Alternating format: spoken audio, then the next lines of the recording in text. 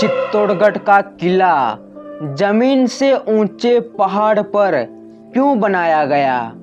प्यारे दर्शकों, अगर आप चित्तौड़गढ़ गए होंगे तो आप निश्चित रूप से चित्तौड़ के किले पर घूमने गए होंगे। लेकिन चित्तौड़ के किले का पहला या दूसरा दरवाजा पार करने के बाद आपके माइंड यानी दिमाग में ये सवाल जरूर उठा होगा कि ये चित्तौड़ का किला जमीन से ऊंचे पहाड़ पर क्यों बनाया गया है? इसके पीछे राजा महाराजाओं की क्या सोच थी?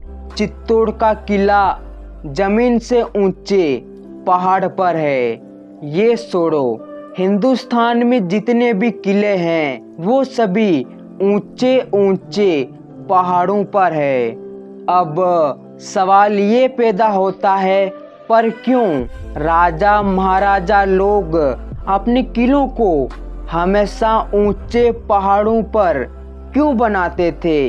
इसके पीछे का सच जानकर आज आप भी हैरान रह जाओगे और कहोगे कि वाह, क्या जानकारी दी है। तो बात करते हैं राजस्थान के सबसे ज़्यादा प्रसिद्ध चित्तौड़ के किले के बारे में कि चित्तौड़ का किला जमीन से ऊंचे पहाड़ पर क्यों बनाया गया। आप समझते हैं कि चित्तौड़ का किला ऊंचे पहाड़ पर क्यों बनाया गया। देखो प्यारे दर्शकों, आज से 200 या 300 साल पहले के समय में भारत पर राजा महाराजाओं का राज था। उस समय भारत पर कई विदेशी आक्रमण होते थे। उन विदेशी आक्रमणकारियों से बचने के लिए भारतीय राजा किलों का निर्माण करते थे। लेकिन अब सवाल ये उठता है कि विदेशी आक्रमणकारियों से बचने के लिए भारतीय राजा किलों का निर्माण करते थे, लेकिन वो समतल जमीन पर किलों का निर्माण क्यों नहीं करते थे? अगर समतल जमीन पर किलों का निर्माण किया जाता तो काफी कम समय में और कम दौलत में किलों का निर्माण हो जाता। लेकिन भारतीय राजा ज्यादा समय लगाकर और ज्यादा दौलत लगाकर जहाँ जमीन से ऊंचे पहाड़ होते थे वहाँ किलों का निर्माण करते थे।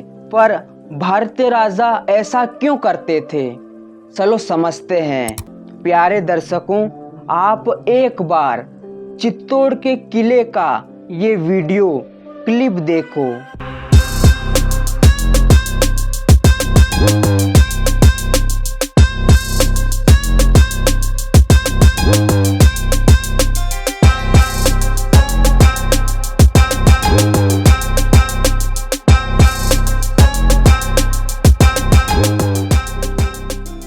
प्यारे दर्शकों, चित्तौड़ के किले का ये वीडियो क्लिप देखकर आपको क्या समझ में आया?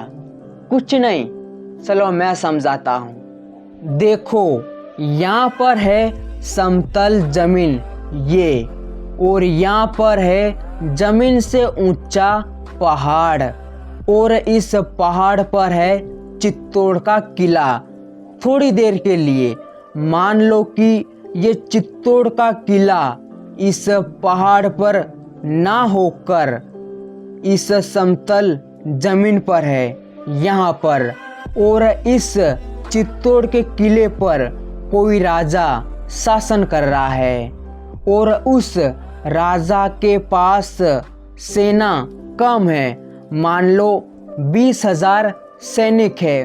उसके पास अपने दुश्मन से बचने का एकमात्र जरिया अपना चित्तौड़ का किला है। ऐसे में किसी विदेशी दुश्मन ने अपनी विशाल सेना से इस चित्तौड़ के किले पर आक्रमण कर दिया और उसके पास 2 लाख की सेना है, और वो विदेशी दुश्मन अपनी सेना लेकर यहाँ पर खड़ा है।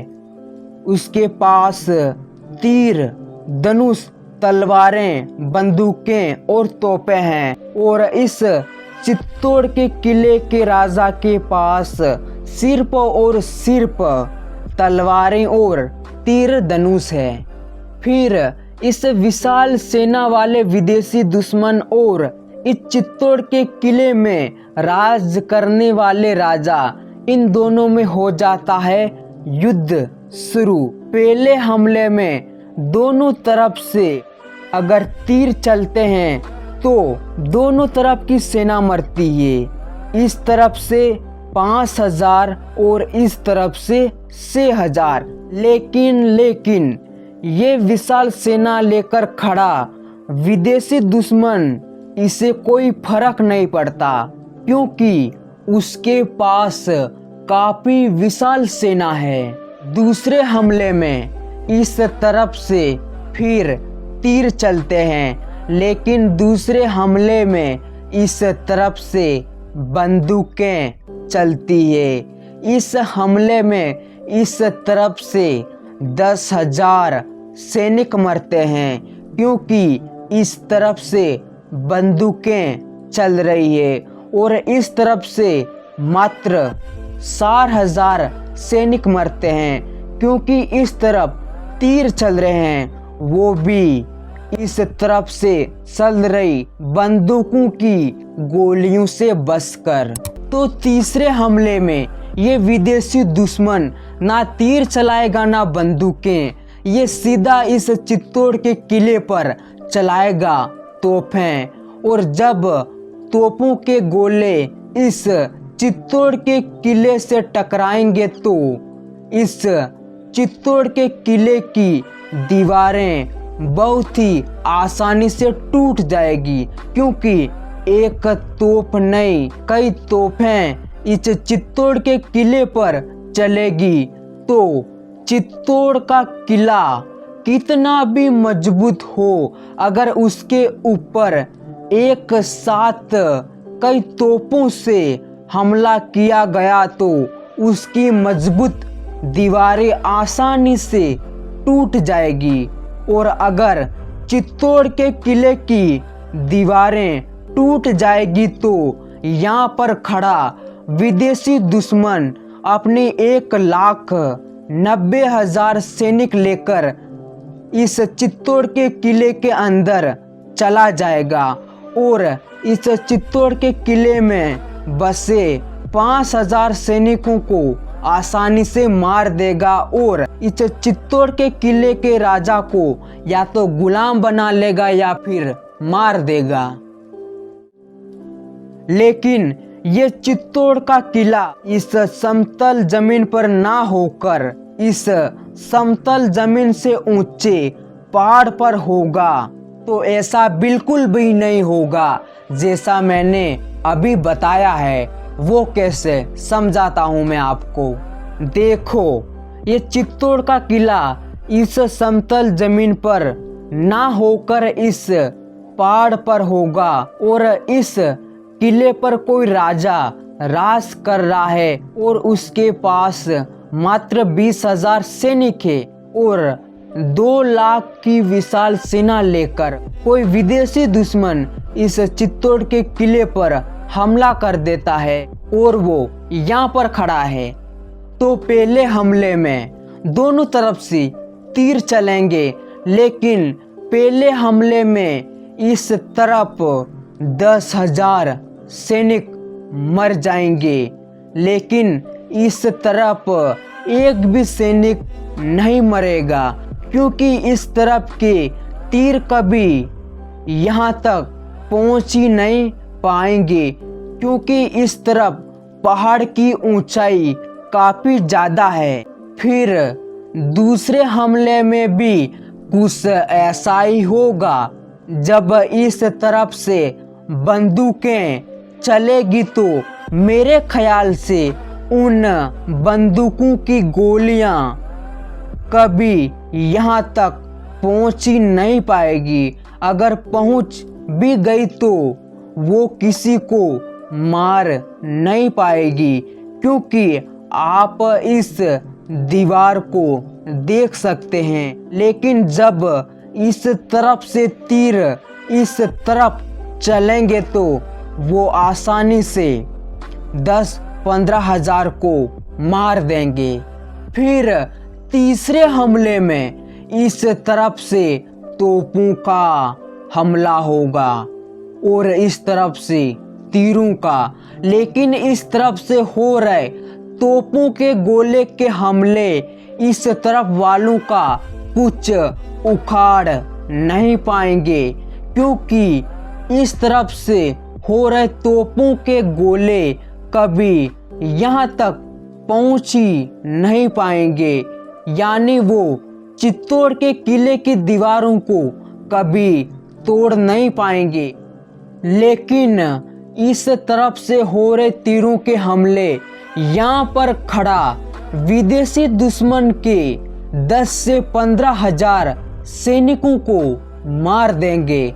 जब जब यहाँ खड़ा विदेशी दुश्मन इस चित्तौड़ के किले पर शासन कर रहे राजा पर हमला करेगा, तब तब उसके 10 से 15 हजार सैनिक मारे जाएंगे और ज़्यादा सैनिक भी मारे जा सकते हैं। ये तो मैंने आपको समझाने के लिए इतने सैनिक कहा है। हो सकता है कि चित्तौड़ के राजा के पास 20,000, 50,000, 1 लाख सैनिक भी हो सकते हैं।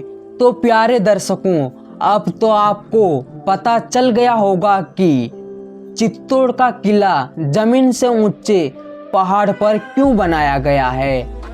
तो प्यारे दर्शकों, वीडियो के एंड में मैं आपको एक ऐसी बात बताने वाला हूँ जिसको सुनकर आप हैरान हो जाओगे।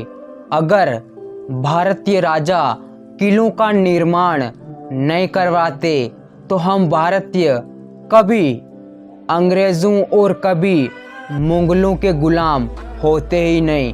वो कैसे, वो मैं अगले वीडियो में आपको बताऊंगा। तब तक के लिए जय हिंद, जय भारत। मैं मिलता हूं अगले वीडियो में। धन्यवाद।